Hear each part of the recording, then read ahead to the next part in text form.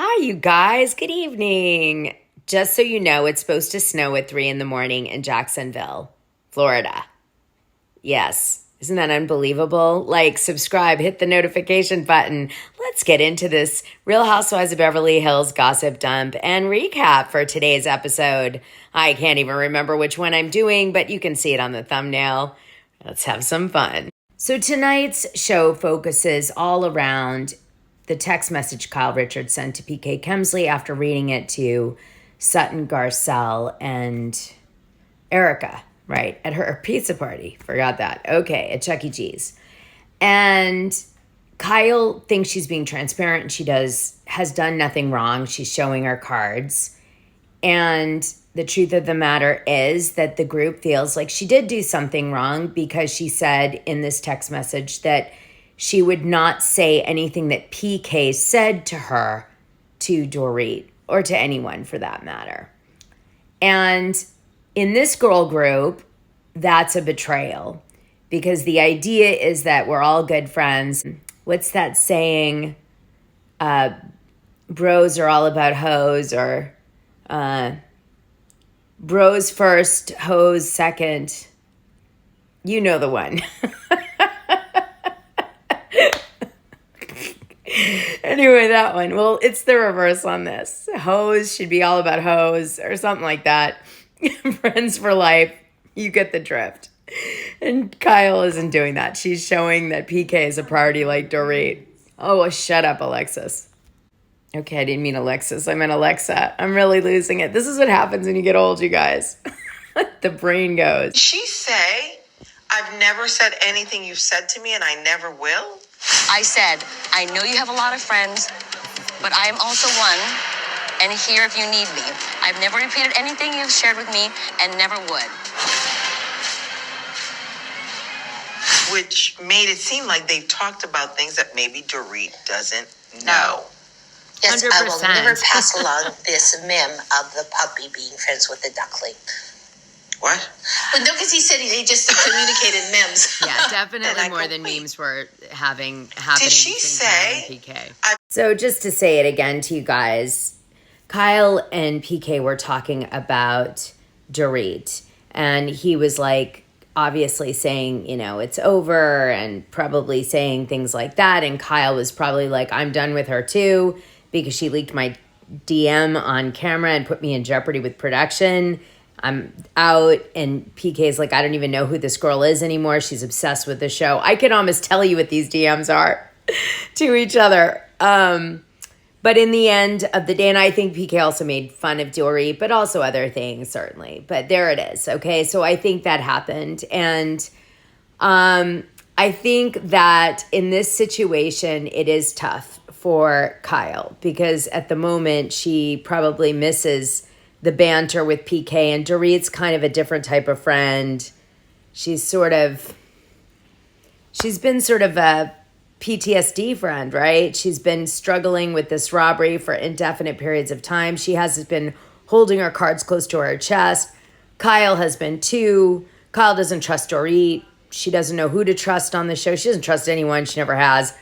They're making it sound like it's this season. It's every season. Because she knows how the producers operate and how it all works. And that's because she developed the show. I don't know what else to tell you. Yeah, we'll leave it there. Now, not to beat a dead horse, but boy, Bravo certainly does. And the after show last week was pretty good compared to some other weeks. But they beat this damn horse about the text messages. So I guess I will too, between PK and Kyle.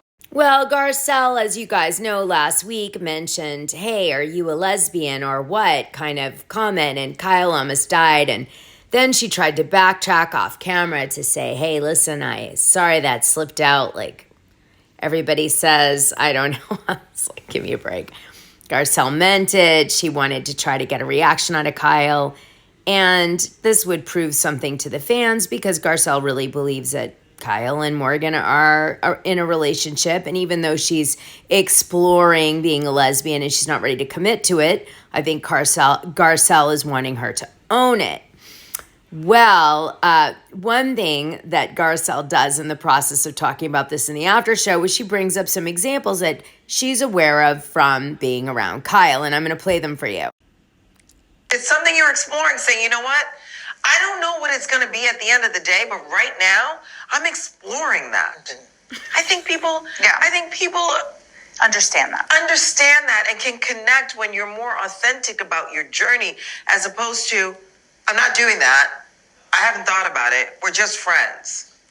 But when the visual is you're doing other things, you're doing a music video, you're picking up at an airport, Here we go. You're morphing into looking like her. Like all those things to me say something else. Right. So you guys know that Morgan Wade almost became an alcoholic again because of Real Housewives of Beverly Hills. So the reason that Kyle Richards doesn't want to talk about her exploration in being a lesbian is because it could put Morgan Wade's sobriety in jeopardy, and Kyle is treasuring that sobriety because Kyle is 2.5 years sober, and I have a feeling she might be doing it a little more formally than she's letting on, because as you know, in AA, everything's anonymous, and that's usually quite important. And Paul Kelmsley has joined the ranks in becoming sober too. And he's been sober, I feel like, it's over a year now, I think he said. So it's possible that Kyle and PK have also bonded on this level.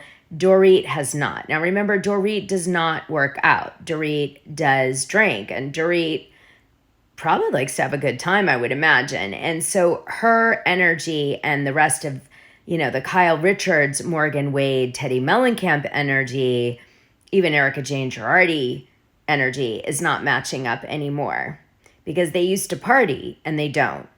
And now it's like she's over there, and how does she relate to any of her friends anymore? And I think that's a big issue because on this show it is really hard to not drink. So Mauricio Umansky posted this after the fires, which a lot of fans had trouble with. It sounds lovely. He's saying all the right things. And then all of a sudden he says, myself and the agency will do whatever we can to help power those in need. And I think what people felt was could you maybe sit the plug out for the agency on this post, right? Because it almost feels like every time Mauricio opens his mouth or wears an outfit or a picture's taken, it's like the agency, the agency, the agency. He's starting a new division of the agency to do with art. I don't know, maybe that's because, 18,000 people have been displaced and they need an art division. I have no idea. But the bottom line is there are certain posts where you should leave promos out, even if you mean it from the bottom of your heart. Meanwhile, Erica Jane Girardi isn't in LA. She's in New York doing Chicago. She just started, I think, 2 or 3 days ago, and she said this: "Thank you to everyone that came to the show tonight." She wrote on a black screen before signing her name and adding a red heart emoji, and then she posted pictures of her from opening night and, I guess, rehearsal. Well, Danielle Christio did a makeover of Kim Richards, just a Kim Richards sightings.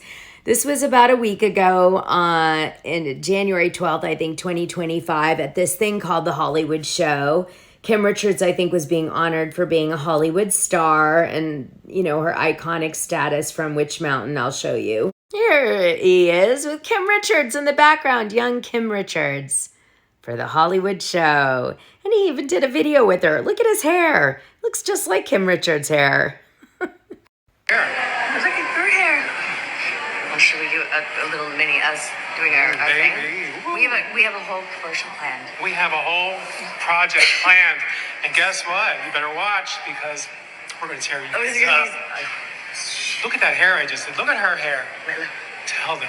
Didn't I dress you up? Look at that. He dressed me. Look at that hair. He didn't like when I took off my jacket, but when I put it back on, it'll be like, wow. Hair by Danielle. No. I don't know if I should feel happy or worried with all of that, but gotta share the Kim Richards sightings when we get them. I miss her terribly. She looks good. She looks good. I hope she can keep it together. So I saw T that some people believe that Kyle is trying to get rid of Dorit, and Dorit is trying to, I guess, get rid of Kyle. But that is not what is happening here. Okay, so one of the good friends of the group gave Dorit advice in order for her to stay on the show, which she really needs, and build herself back up, losing PK, which was a big hit for her in terms of her story and like her dynamic, and said, you know, you've got to really bring it this season and not hold back. And the advice was given by someone who lived and died by this and got a very good name from doing it. Maybe you guys may have heard the name. Goat. So a dynamic shift that really matters for the next season and the end of this season is Kyle Richards is now competing with Dorit as a cast member, which they never did before. And so now you're going to see some real attacks on Kyle's part. You'll see. So the recap on tonight's pretty easy, all right? We open up with Bose having a spa day. She needs to heal, so everybody's going to heal with her. They all start out, they get massages by these men, and then they have like, you know, light cocktails and food, and Bose throws a very nice event. She goes over to Kyle and says, why don't you read me the text and Dorit the text? Like, why are you reading it to everybody but me and her, since I'm her friend and it's Dorit's husband, basically. I'm paraphrasing. Kyle doesn't really have a good answer, but she feels like she's being made like she did something wrong, and she thought she was being very transparent in reading the text. And so she gets very upset. She starts to cry because she knows where this is going, which is she's going to end up having to read this text to everybody, and it's going to become a point of contention. She's going to get attacked. And she's just struggling to do this, you know, because it really, when you're doing it, is super emotional.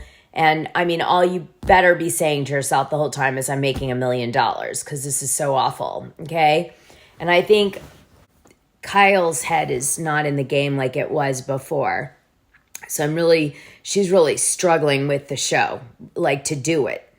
And it is hard. I've been there, where there were days where I was shooting and I was like, this is just the dumbest shit we're talking about. I can't wait to get out of here. Like, I just wanted to I used to run away. I used to run away from production sometimes. They'd be like, where's Dana? And I would be hiding because I didn't want to shoot anymore because it was so boring or stupid, or oh God, that what they were talking about, I just couldn't get into it.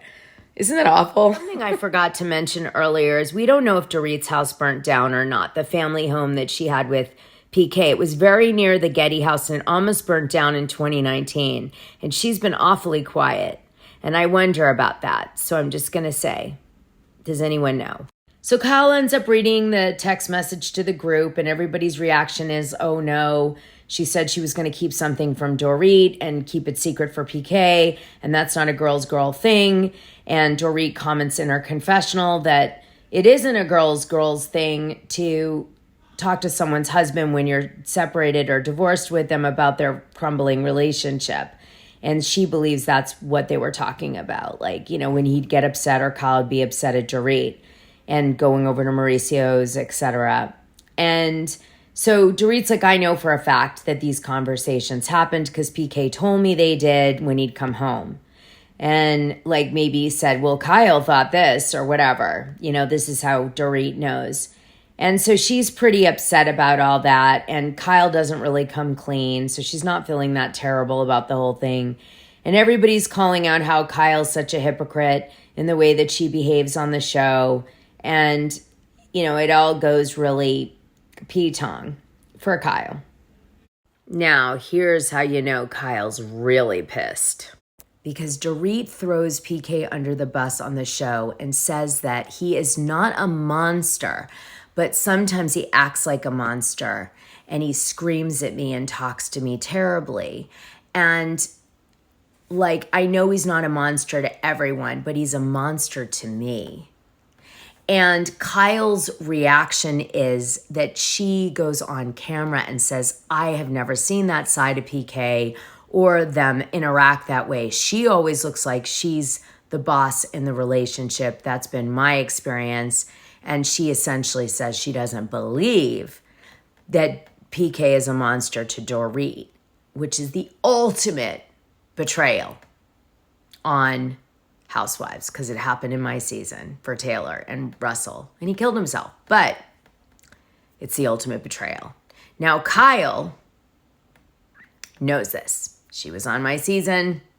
And this, my friends, is how I know that when she said that in that scene, that was an indicator that Dorit is truly not going to ever be her friend again. And I've seen firsthand PK can be a monster. So I know Dorit's not lying. So Kyle is, to protect PK and to really hurt Dorit. The sad thing about Housewives, which I keep trying to get across the line, is the producers inevitably have to break up all the friendships for story. So no matter how much you try to collaborate and behind the scenes prep for what might be coming and figure out ways to stay connected and stand up for each other, there is going to become a moment where you're going to have to make a move. And you're going to be told, like, you've got to do this. And somebody's going to get hurt. And, you know, some people handle it better than others. They can come back from it, like Erica, right? They're like, they treat it like a job and they can come back. But there are other people who can never come back. They take it personally. And that's Kyle. I know, it's crazy. You'd think she wouldn't be, but she's that guy. Can't handle it. So besides all that drama happening, Portia turns 16. She gets her driver's license and she gets a Porsche for Portia. And I had nice flashback memories because John played with Portia when she was a toddler on the show, and they brought up a scene from actually, I think, one of the days they were playing together in Kyle's yard during a shoot. I don't know if that was one that I was at or not, but it looked like it. So that's cool. I'm so happy for her. She's really happy. Yay. Well, you guys, I have a little secret. So I've been off Botox for 6 months. I've been doing the red mask. You know this. I give my muscles a break for, like, to avoid atrophy of the face. And I'm getting it next week, I think, and I'm so excited because it really makes a big difference at my age. But in addition to that, guess what? I'm in ketosis, and I've been doing all my weight training and my runs, my HIIT runs, like I promised you guys I would do. And I also got back on semaglutide, the high concentrate. So I'm doing all 4 of those things. So hopefully it's really going to make a difference. I really want to get, like, ripped. I don't know. It's something about hitting this age. It's like you want to connect with your body again and just be like, I can beat this, even though you know you can't.